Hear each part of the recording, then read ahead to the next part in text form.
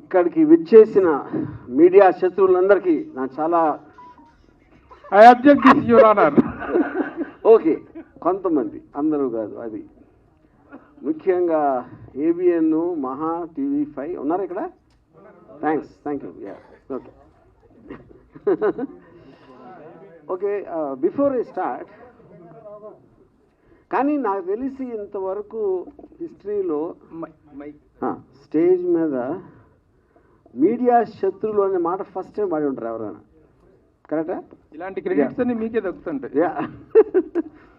Okay, so నాకు అంటే ఇప్పుడు రకరకాల వేరే వేరే ఛానల్స్లో వేరే వేరే బిట్స్ ప్రోగ్రామ్స్లో వేరే వేరే న్యూస్ వచ్చినాయి కాబట్టి నాకు ఒక్కసారి ఆ టైం లైను ఈవెంట్స్ అనేది ఒక ఆర్డర్లో చెప్తే దాని తర్వాత నేను చెప్పేదానికి మీరు అడిగిన దానికి ఒక సెంబ్లెన్స్ ఉంటుందని గమనిస్తే, ఇప్పుడు ఫస్ట్ నేను ఎప్పుడో ఒక సంవత్సరం క్రితం ఒక ట్వీట్ పెట్టాను, 1, 2, 3 ఏదో సంథింగ్.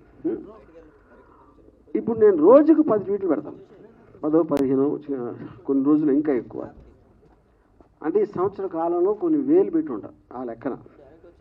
ఆ వేలల్లో ఎప్పుడు ఏం పెట్టాను, ఏ సందర్భంలో పెట్టి ఎవరికి గుర్తుండటానికి ఛాన్స్ లేదు.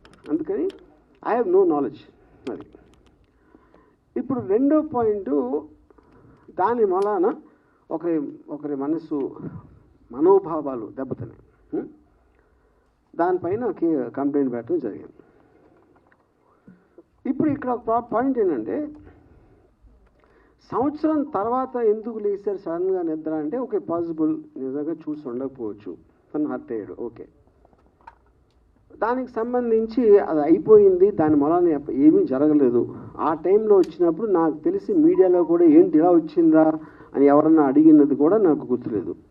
అంటే ఎవరో దాన్ని పట్టించుకుంది, ఈయన ఒక్కరే సంవత్సరం తర్వాత పట్టించుకున్నారు, అదొకటి.